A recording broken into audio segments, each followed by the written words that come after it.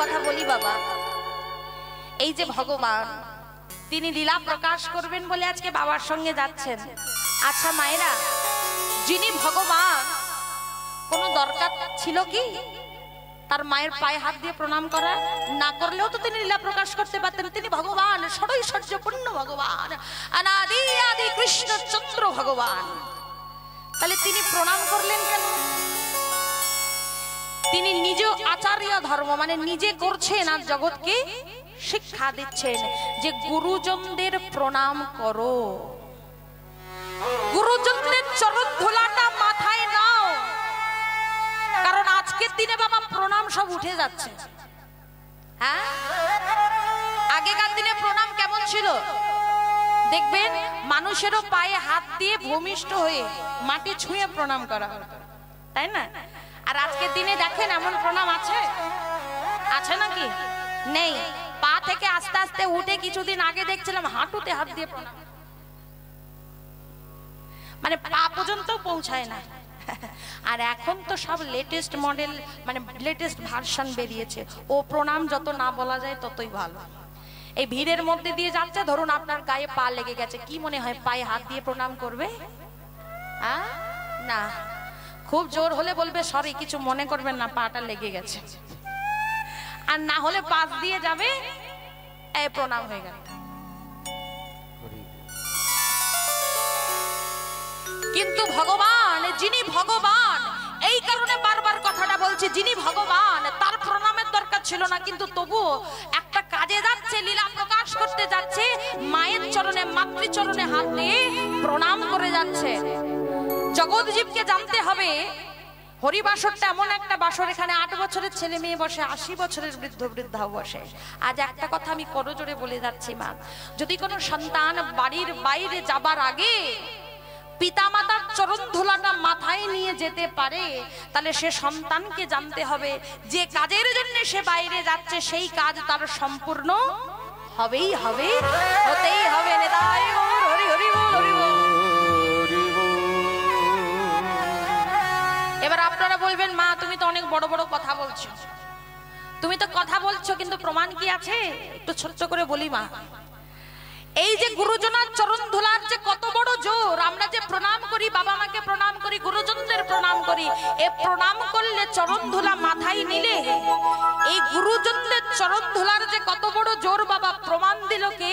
প্রমাণ দিল মহাভারত। মহাভারতের পাতায় প্রমাণ দিল। আপনারা নিশ্চয়ই মহাভারতের যুদ্ধের কথা শুনেছেন। আমি যুদ্ধের কথা বলবো না বাবা, আমি বলবো যুদ্ধের ঠিক আগের মুহূর্তের কথা। একটু মন দিয়ে শুনুন, আমি ছোট্ট করে বলে দিই। যুদ্ধের ঠিক আগের মুহূর্তে কৃষ্ণ এসে দাঁড়ালো যুধিষ্ঠিরের কাছে। যুধিষ্ঠিরকে এসে বলছে, যুধিষ্ঠির রাত্রি প্রভাত হলে কালকে যুদ্ধ শুরু হয়ে যাবে, তুমি এখনো পোশাকটা পরনি কেন? যুদ্ধের পোশাক পরনি কেন? যুধিষ্ঠির বলছে, কৃষ্ণ আসলে আমার একটা জায়গায় যাবার আছে, আমি যাব আর আসবো, তুমি খানিক অপেক্ষা করো, আমি তাড়াতাড়ি করে ফিরে এসে যুদ্ধের পোশাকটা পরে নেব। কৃষ্ণ বলছে, এত রাত্রে তুমি আবার যাবে কোথায়? যুধিষ্ঠির বলছে, একটা আছে কাজ আছে। বলে, কি কাজ আছে সেটাই তো জানতে চাইছি।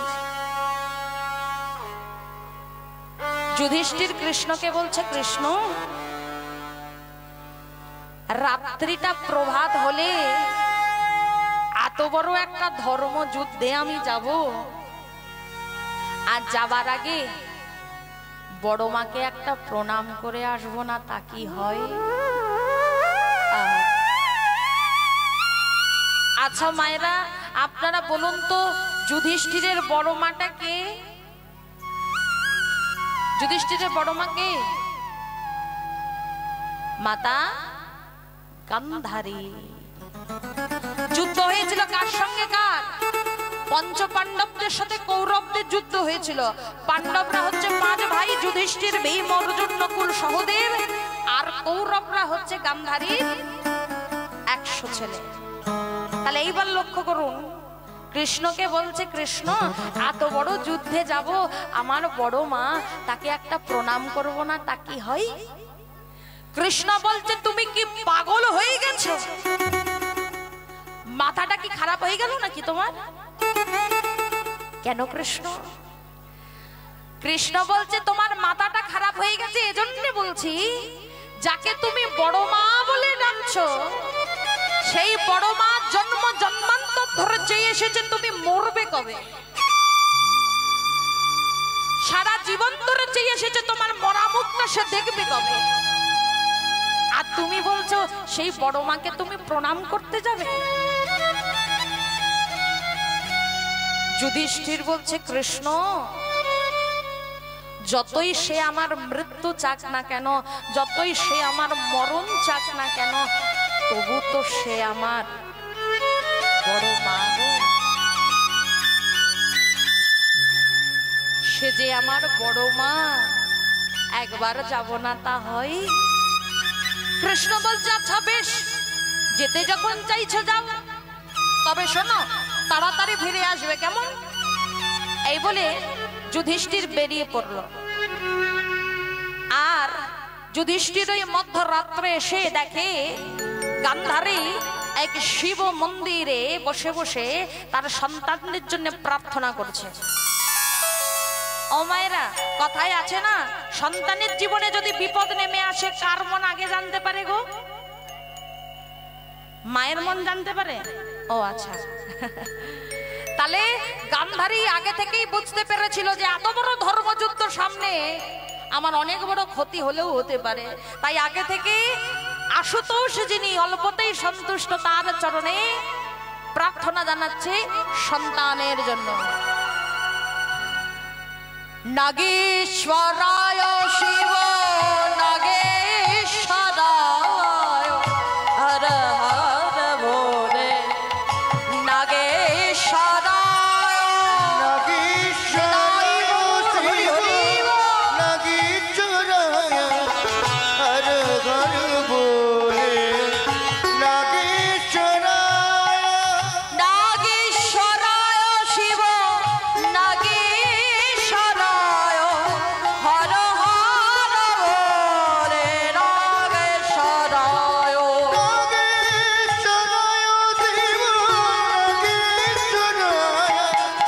হর হর ভোলে নাগেশ্বরায় নাগেশ্বরায় শিব নাগেশ্বরায় হর হর ভোলে নাগেশ্বরায় নাগেশ্বরায় শিব নাগেশ্বরায় হর হর বলে নমঃ শিবায়। মা, বড় মা, তুমি ভিতরে আছো মা? যেই বড় মা বলে ডেকেছে, মন্দির মাঝে গান্ধারী চমকে উঠেছে। এমন মধ্যরাত্রে আমাকে বড় মা বলে কে ডাকলো? ও মায়েরা, গান্ধারীর চোখে একটা কাপড় বাঁধা না, দেখতে তো পাচ্ছে না। মন্দিরের বাইরে এসে বলছে কে রে বাবা, তুই আমায় বড় মা বলে ডাকলি, কে তুই? বড় মা, আমি যুধিষ্ঠির। যেই বলেছে ক্রোধের বশে গান্ধারী বলছে কেন এসেছিস তুই এখানে? দূর হয়ে যা আমার চোখের সামনে থেকে, তোর মুখ আমি দেখতে চাই না। এই মুহূর্তে তুই আমার চোখের সামনে থেকে দূর হয়ে যা। আমার ছেলেরা যদি জানতে পারে তোকে কেটে দু টুকরো করে ফেলে দেবে। কেন এসেছিস তুই এখানে? চলে যা, তুই চলে যা এখান থেকে। বারবার যখন দূর দূর দূর দূর করে তাড়িয়ে দিচ্ছে বাবা, ঠিক এমন সময় যুধিষ্ঠির এসে গান্ধারীর চরণ দুটোকে জড়িয়ে ধরেছে।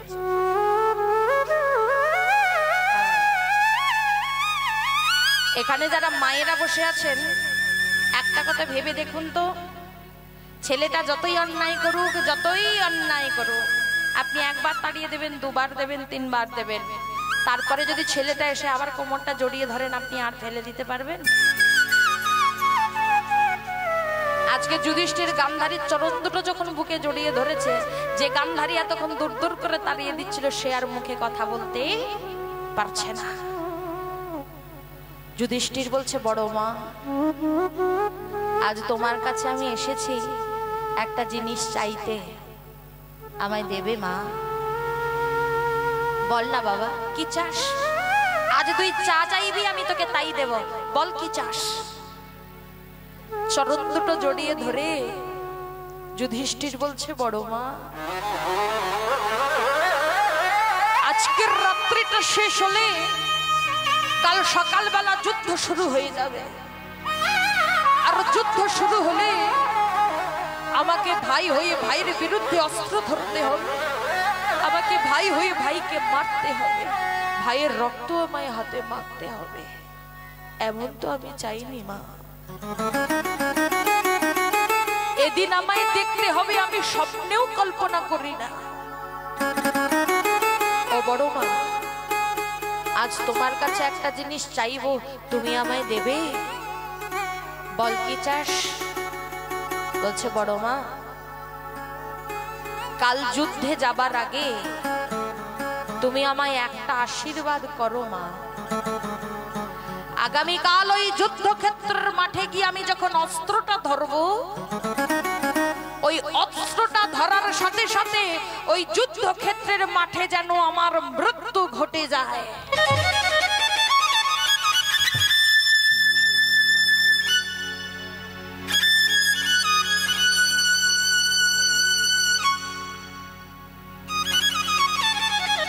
এখানে যারা মা বসে আছেন তারা বিষয়টা বুঝতে পারবেন। ছেলে যতই অন্যায় করুক না কেন, সন্তান খারাপ হতে পারে, মা কোনোদিন খারাপ হয়? কথাতেই আছে, কুসন্তান যদিও বা হয়, কুমাতা কদাপিও নয়। তাহলে চিন্তা করে দেখুন, এতদিন ধরে গান্ধারী চেয়ে এসেছে পায়ের নিচে যে ছেলেটা পড়ে আছে ও মরবে কবে, আর আজকে সেই ছেলেটাই তার চরণ ধরে বলছে, মা তুমি আমায় আশীর্বাদ করো, আগামী দিন যুদ্ধের মাটিতে অস্ত্রটা ধরার সঙ্গে সঙ্গে যেন আমার মরণ হয়, আমার যেন মৃত্যু হয়, আমি যেন মরে যাই। যেই কথাটা বলেছে, মা তো সঙ্গে সঙ্গে বলছে, ওরে বাবা ওঠ ওঠ ওঠ। এমন কথা কেউ বলে বাবা? বলতে নেই, এমন কথা বলতে নেই। একটা কথা বলি, শোন, ওঠ, পা ছাড়, পা ছেড়ে ওঠ। শোন বাবা, এতদিন আমি আশুতোষের চরণ ভজন করেছি, এতদিন তার মাথায় বিল্লপত্র অর্পণ করেছি, যদি এতটুকু আমার ভক্তি থেকে থাকে তার পদে আমি মন্দিরে দাঁড়িয়ে তোর মাথায় হাত রেখে আশীর্বাদ করলাম, বাবা যথা ধর্ম তথা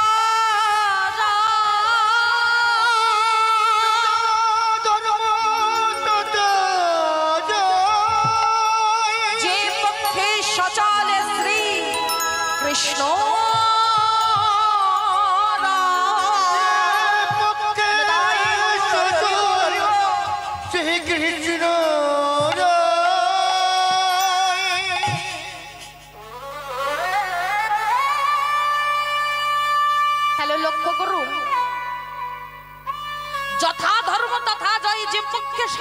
শ্রীকৃষ্ণ রায় আশীর্বাদ হয়ে গেল। বাবা যুধিষ্ঠির বাড়ি ফিরে এলো, আর তারপরে আপনারা প্রত্যেকেই জানেন পরের দিন যুদ্ধ শুরু হয়ে গেল। আর যুদ্ধে যে কি হয়েছিল আপনিও জানেন, আমিও জানি, নতুন কোনো বিষয় নয়। যত একটা করে দিন এগোচ্ছে, গান্ধারীর যখন একটা করে ছেলে মরে যাচ্ছে, মায়ের মন তো এই আপনারা বলছিলেন না, সন্তানের বিপদ এলে কার মন আগে জানতে পারে? মায়ের মনটা আগে জানতে পারে। গান্ধারী তো মা, তার মনটা বলছে ছেলেগুলো বুঝি কেউ বেঁচে রে, আমি তো মা, আমি ঘরে বসে থাকি কেমন করে? না না না, একবার আমি যাব, একবার আমি যাব এই যুদ্ধের মাটিতে, একবার আমি যাব আমার ছেলেরা কোথায় পড়ে আছে, একবার আমি দেখতে যাব। ওই মধ্যরাত্রে হাতে একটা মশাল জ্বালিয়ে নিয়ে চোখে তো কাপড় বাঁধা দেখতে পায় না, কোনো ক্রমে এক পা দু পা করে যুদ্ধের মাটিতে যখন পাটা রাখলো, কোনো পাটা হয়তো গিয়ে পড়লো তারই সন্তানের পেটের উপরে, কোনো পাটা হয়তো পড়লো তারই সন্তানের পেটের উপরে, কোনো পাটা হয়তো পড়লো তারই সন্তানের পিঠের উপরে। এমন সময় ওই যুদ্ধক্ষেত্রের মাটিতে কে যেন কাঁপা কাঁপা কণ্ঠস্বরে বলে উঠল, মা, মা, তুমি এসেছো মা, তুমি এসেছো। ওই মধ্যরাত্রে চমকে উঠেছে গান্ধারী, আমাকে মা বলে কে ডাকে? এত রাত্রে এই যুদ্ধক্ষেত্রের মাটিতে আমাকে মা বলে কে ডাকে? তাহলে কি আমার কোনো মা বলা ধন এখনো বেঁচে আছে?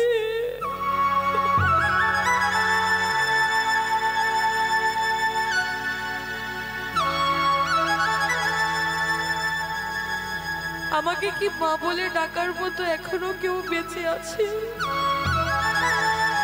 কে বাবা তুই? আমি তো তোকে দেখতে পাচ্ছি না, তুই কোথায় বাবা? তুই কোথায় পড়ে আছিস? মা, আমি মাটিতে পড়ে রয়েছি মা। তাড়াতাড়ি করে হাতের মশালটা ফেলে দিয়ে গান্ধারী মাটির উপরে বসে ওই আধমরা ছেলের মাথাটা কোলে তুলে নিয়েছে। মা, আমি তোমার দুর্যোধন মা। বল বাবা, কি কষ্ট হচ্ছে? এই তো আমি তোর মা রে, আমি তোর মা এসেছি বাবা। বল না কি কষ্ট, কোথায় কষ্ট হচ্ছে আমাকে বল। মা, আমার গলাটা শুকিয়ে যাচ্ছে গো, আমাকে একটু জল দেবে? আমার গলাটা শুকিয়ে যায়, আমাকে একটু জল দেবে? গান্ধারী চিৎকার করে যুদ্ধের মাটিতে দাঁড়িয়ে বলছে, কেউ কি নেই?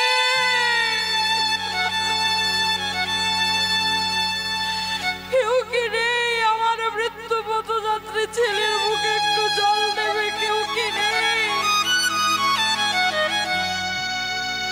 দাও না গো, একটু জল কেউ দাও, আমার ছেলেটার মুখে একটু জল দেব। কেউ আছো? একটু জল আমায় দাও না গো। বিধাতা আমায়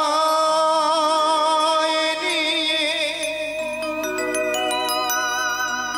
একই খেলা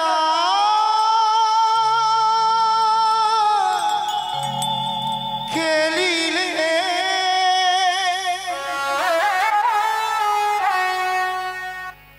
হে ভগবান তুমি বলে দাও,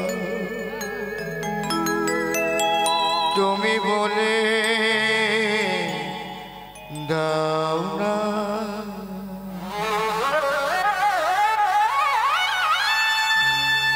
এমন সময় ছেলেটা বলে উঠল, মা, আমার হাতে সময় বড় কম, একটা কাজ করো মা। যাবার আগে তোমাকে একটা কথা আমি বলে যেতে চাই। 100টা ছেলে যা 100টা সন্তানের জননী যে,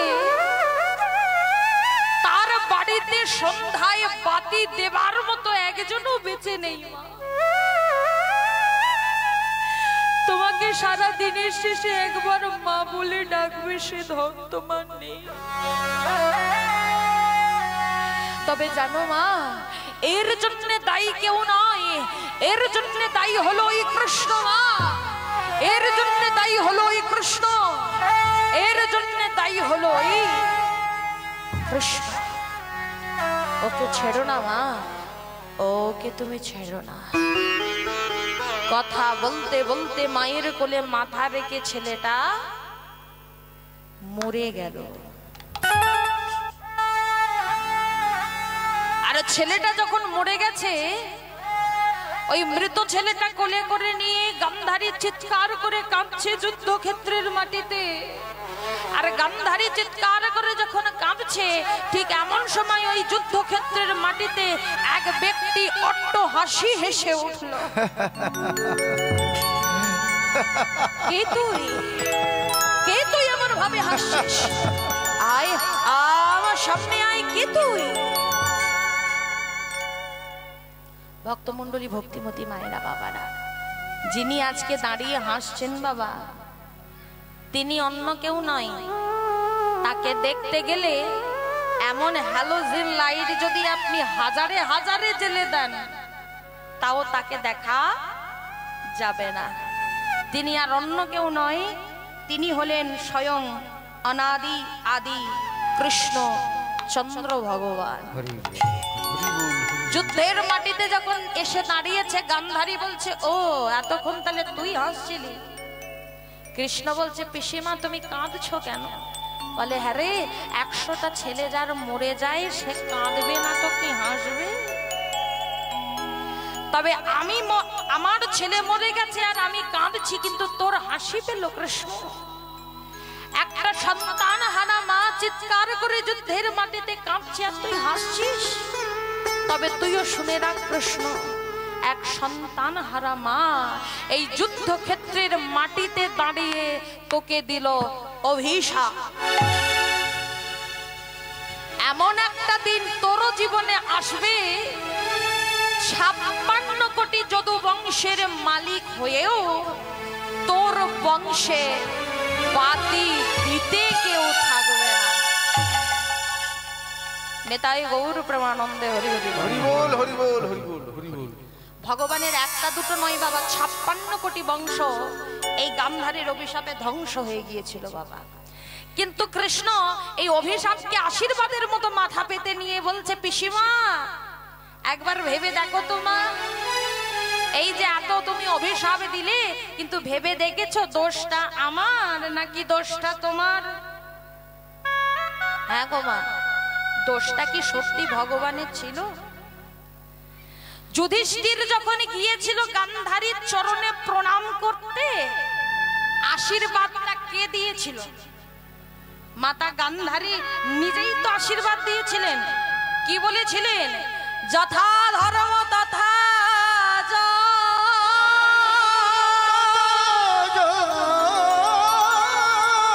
যে পক্ষে সচর শ্রী কৃষ্ণ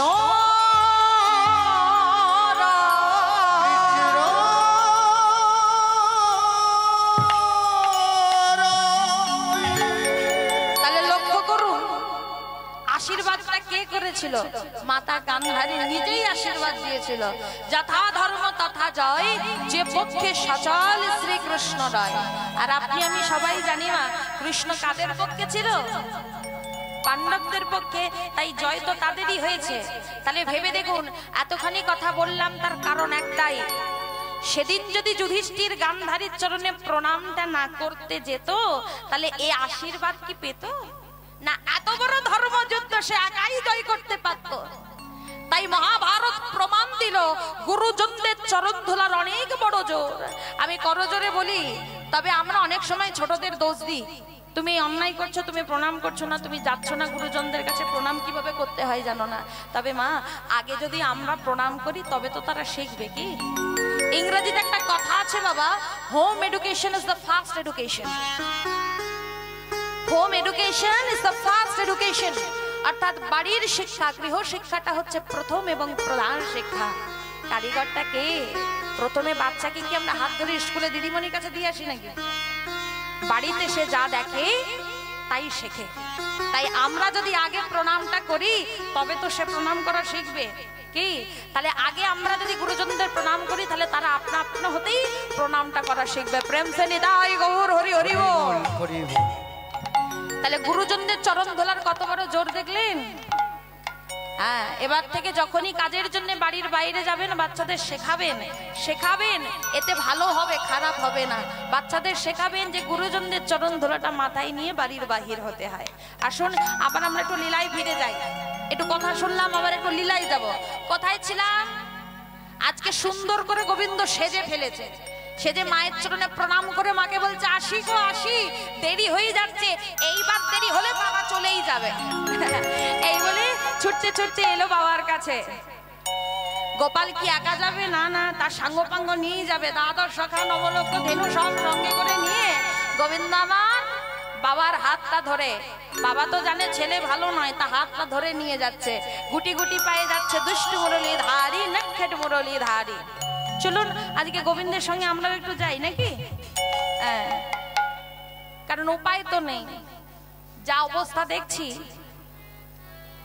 মানে অধিক রাত হয়নি এখনো, কিন্তু সব বসে আছে ঠিকই, কিন্তু আছে আছে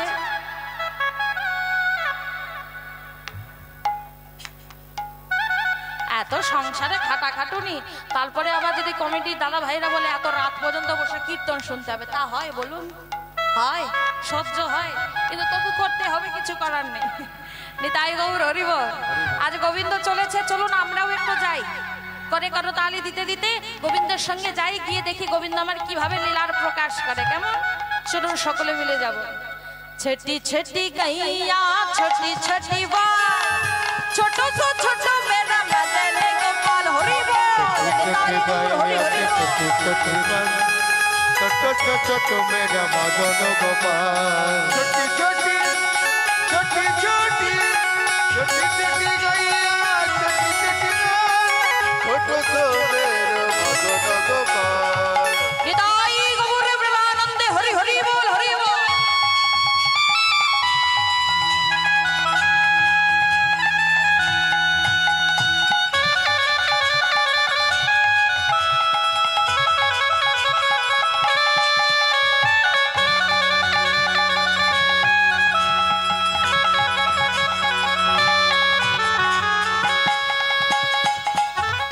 গোবিন্দ চলেছেন, যাচ্ছে কেমন ভাবে?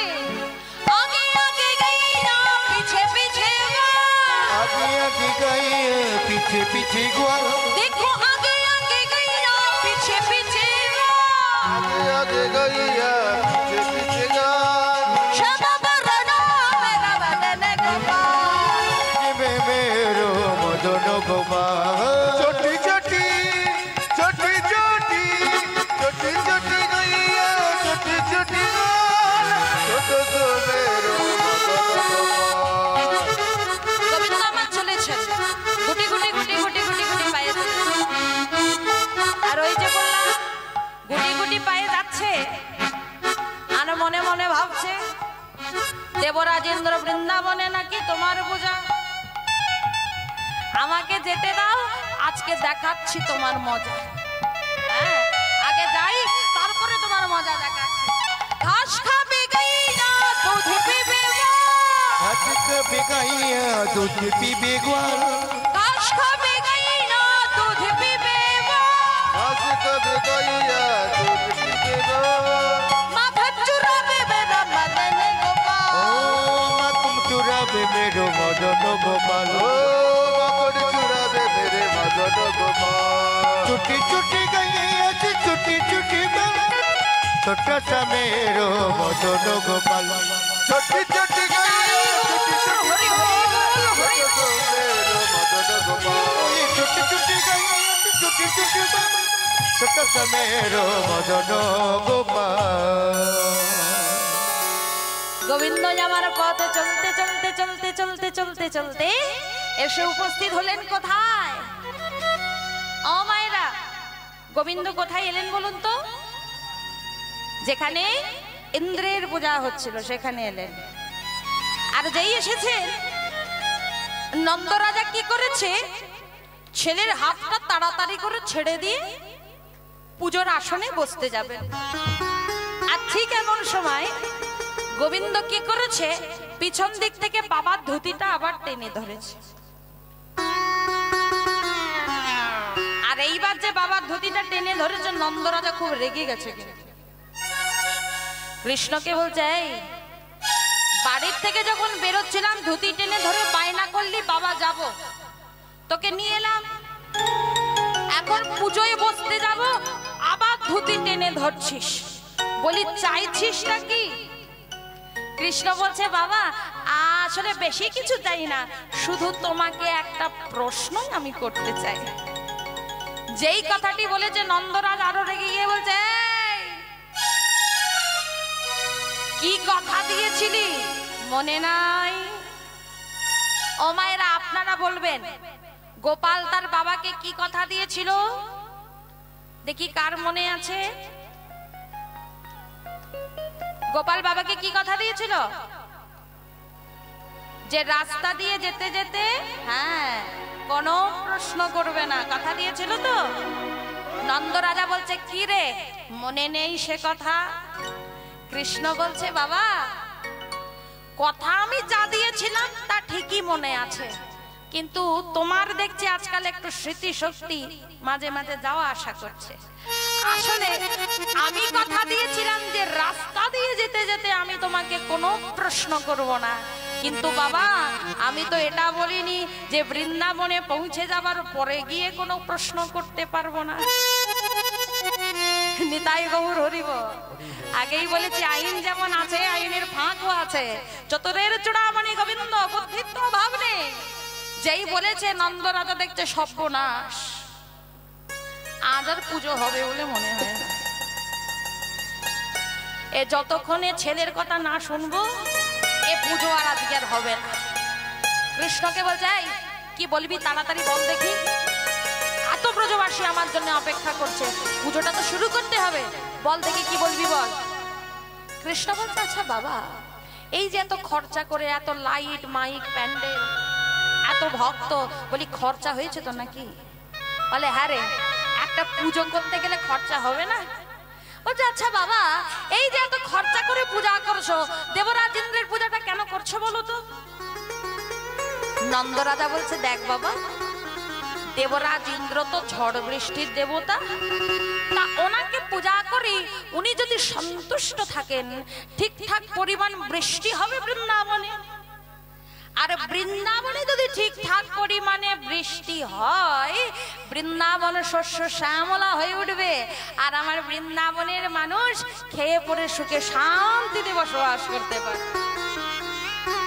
যেই কথাটি বলেছে কৃষ্ণ বলছে, বাবা সত্যি বাবা, এই যে তুমি বলছো দেবরাজ ইন্দ্র বৃষ্টির দেবতা, তোমাকে বললো কে?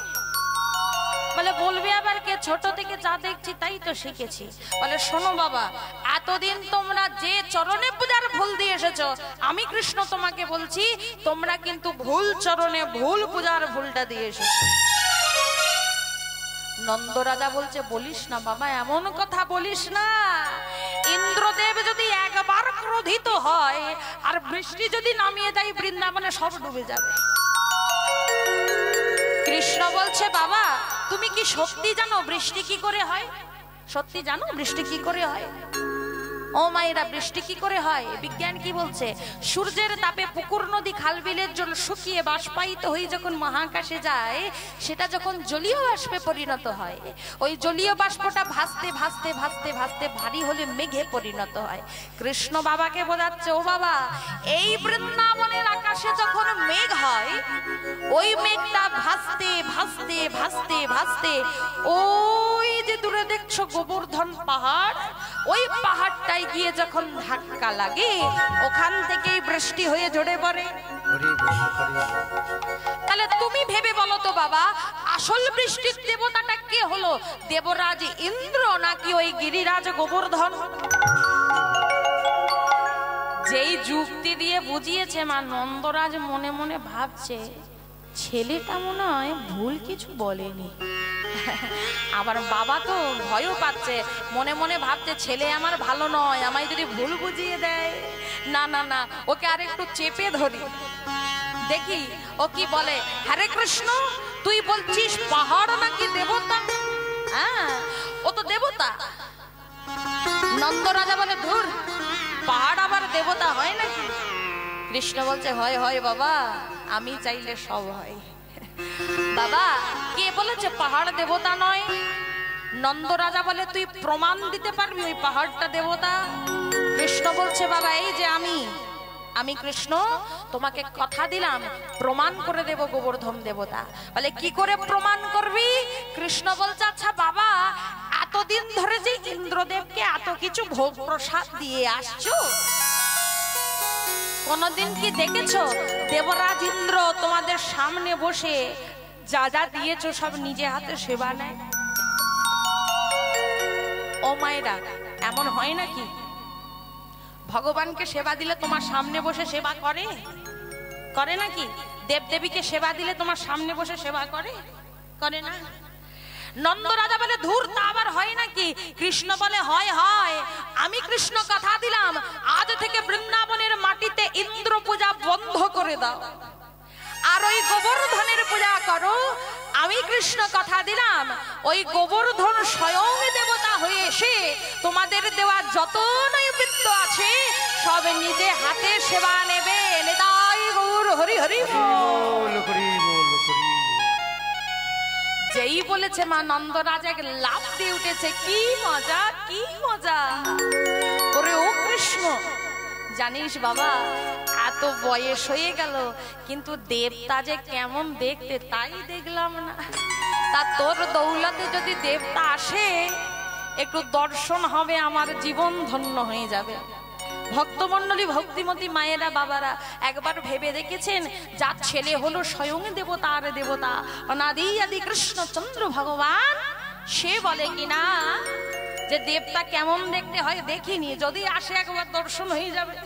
আহা, কত সুন্দর মধুর লীলা দেখুন। এমন সময় ছোট্ট কৃষ্ণ তার বাবাকে বলছে, ওহে রাজা, ওহে নন্দ রাজা, তোমার ছোট্ট প্রজা তোমায় করে নিবেদন, নিবেদন।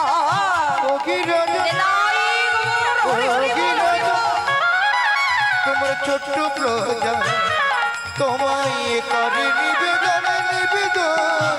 মহারাজা ছোট্ট প্রজা করে নিবেদন। ও গভীর রাজা, তোমার ছোট্ট প্রজা করে নিবেদন। বলে মরমতে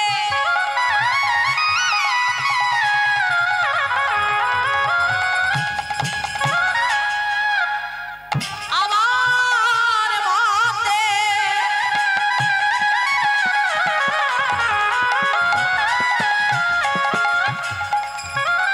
মরমতে পুজো হো তোমরা গিরি গোবর্ধন। আমার মতে পুজো করবে না।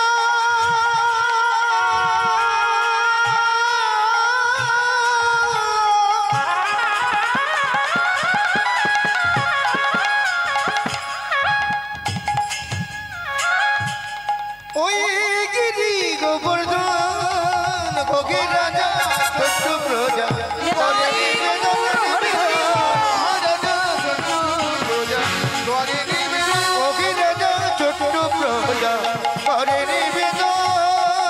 বলে গোবর্ধনের পূজা করো, গোবর্ধনের পূজা করো, তোমরা গোবর্ধনের পূজা করো, গোবর্ধনের পূজা করো। দেবরাজ ইন্দ্র পূজা বন্ধ করো, গোবর্ধনের পূজা করো। তোমরা কাঙ্ক্ষিত ধন পাবে, গোবর্ধনের পূজা করো। তোমাদের মনোবাসনা পূর্ণ হবে, গোবর্ধনের পূজা করো। তোমাদের মনস্কামনা পূর্ণ হবে, গোবর্ধনের পূজা করো। আজ মনোবাসনা পূর্ণ হবে। গোবর্ধনের নিতাই গৌর হরি হরি বল, হরি বল। গোবর্ধনের পূজা করো। গোবর্ধনের পূজা করো। ভোগের রাজা ছোট্ট প্রজা করে নিবেদন, নিবেদন। ভোগের রাজা তোমার ছোট্ট প্রজা করে নিবেদন। আজকে গোপাল বলছে, বাবা তোমার কাছে একটাই নিবেদন, তুমি ইন্দ্র পূজা বন্ধ করে গোবর্ধনের পূজা করো। নন্দ রাজা বলছে, শোন বাবা, তোর আমার কথায় বৃন্দাবনে কিচ্ছু করা যাবে না, কারণ তোর আমার কথাই যদি ইন্দ্রদেবের পূজা বন্ধ করে দিই, কে বলতে পারে যদি একবারে ঝড় বৃষ্টি নামিয়ে দেয়, তখন এই ব্রজবাসীরাই আমাদের দিকে আঙুল তুলে বলবে বাপ বেটার জন্যই যত অনিষ্ট বৃন্দাবনে। দরকার নেই, চল বাবা এই ব্রজবাসীদের কাছে যাই, এরা যদি আজকে অনুমতি দেয় তাহলে আজকের বৃন্দাবনে ইন্দ্র পূজা বন্ধ করে গোবর্ধনের পূজা হবে। কি মায়েরা অনুমতি দেবেন? দেবেন? যারা যারা অনুমতি দেবেন, বেশি কিছু করতে হবে না। তবে দেখুন মা, অনুমতি কিন্তু কে চাইছে? আমি চাইছি না, অনুমতি আমি চাইছি না। কে চাইছে? অনুমতি চাইছেন আমার স্বয়ং ভগবান।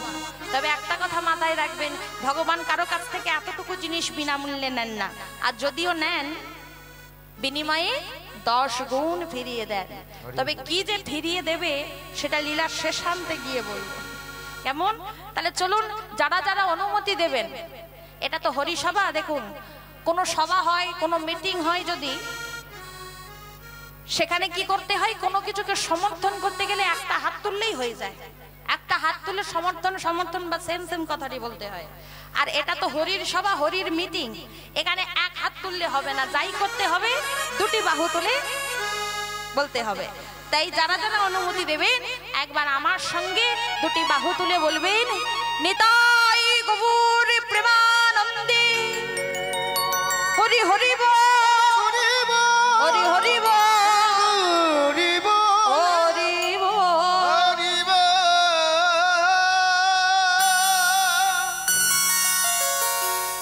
ভগবান আমার মনে মনে ভাবছে, আহা হা, বৃন্দাবনের ব্রজবাসীরা আমায় এত বিশ্বাস করে, এরা আমায় এত ভালোবাসে। তাই এরা যখন আমায় এত ভালোবাসে, এদের ভালোবাসার মান আমি রাখবই রাখবো। যেই কথাটি বলেছে মা, অমনি বৃন্দাবনে ধুমধাম করে পূজা শুরু হয়ে গেল। আচ্ছা, কার পূজা হবে বলো তো এবার? ইন্দ্র পূজা হবে না গোবর্ধনের পূজা হবে? কার পূজা হবে? হ্যাঁ, কার পূজা হবে? গোবর্ধনের পূজা হবে। আচ্ছা, এইবার ইন্দ্র পূজা বন্ধ, কার পূজা হবে? গোবর্ধনের পূজা হবে। ভগবান বলছে, দাঁড়াও দাঁড়াও দাঁড়াও, পূজা শুরু করবার আগে আর একটা কাজ আছে। কি কাজ? বলে যে কোনো শুভ কর্ম করবার আগে একটু দান ধ্যান করতে হয়, সেটা নাকি খুব শুভ, খুব ভালো হয়। তাই ভগবান আমার নিজে দান করছেন। কি করছেন? ওই ব্রাহ্মণ গণে দেহ দান হইবে কল্যাণ, ওই ব্রাহ্মণ গণে দেহ দান হইবে কল্যাণ, তোমরা দেহ দান, দেহ দান, তোমরা দেহ দান, দেহ দান, আজ হইবে সবার কল্যাণ, দেহ দান, দেহ দান, হইবে সবার কল্যাণ, ওই ব্রাহ্মণ গণে দেহ দান হইবে কল্যাণ, হইবে কল্যাণ। না ভাবিও তোমরা আনচিত্তে, আনচিত্তে, না ভাবিও তোমরা অনচিত্তে, অনচিত্তে, অনচিত্তে। কহে কৃষ্ণদাস সবারে উল্লাস শ্রীবাস বচন দিতে, কৃষ্ণদাস সবার উল্লাস শ্রীবাস বচন দিতে। বলে তুম না হয় না, তোমরা আনম না হয় না, তোমরা তুম না হয় না, তোমরা দুম না হয় না, ওই কৃষ্ণ আদেশ পালতে গিয়ে জানম না হয় না, ওই কৃষ্ণ আদেশ পালতে গিয়ে আনম না হয় না।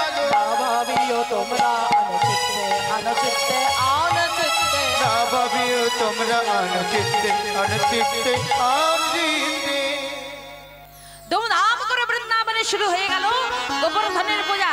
সকলে মিলে একবার উলুধ্বনি দিয়ে নিতাই গৌর হরি হরি বল, হরি বল, হরি বল। আজকে পূজা হচ্ছে কেমন ভাবে? কি আনন্দ, কি আনন্দ, কি আনন্দ বৃন্দাবনে গোবর্ধন পূজারি চলে। উলুধ্বনির দাই গৌর হরি বল। কি আনন্দ বৃন্দাবনে গোবর্ধন পূজারি চলে। কি আনন্দ, কি আনন্দ বৃন্দাবনে গোবর্ধন পূজারি চলে। অন্যের পর্বত কহিলা ব্রজ বলা, অন্যেরই পর্বত কইল যত ব্রজ বলা। আচ্ছা, একটা প্রশ্ন করব মায়েদের, করব একটা প্রশ্ন করি। আচ্ছা মায়েরা, এই যে আপনারা 12 মাসে 13 পার্বণ করেন, আজ পূর্ণিমা, কাল একাদশী, আমাবস্যা, আজ লক্ষ্মী পুজোর বার, কাল শিব পুজোর বার, সব লেগেই রয়েছে। আচ্ছা মা,